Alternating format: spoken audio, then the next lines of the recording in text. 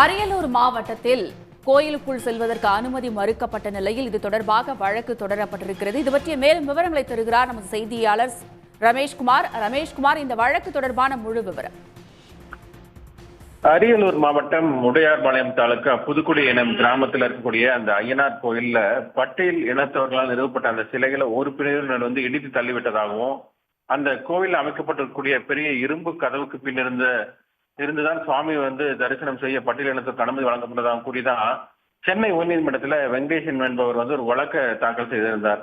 அந்த மனுவில் ஜூலை 16ஆம் தேதி முதல் 31ஆம் தேதி வரை நடைபெறவுள்ள இந்த தேர் திருவிழாவில் பட்டேல் இனத்தவர்கள் பங்கேற்கவும் கோவிலுக்குள் நுழைய அனுமதிக்க வேண்டும், உத்தரவிட வேண்டும் என்றுதான் அந்த மனுவை தாக்கல் செய்திருந்தார்.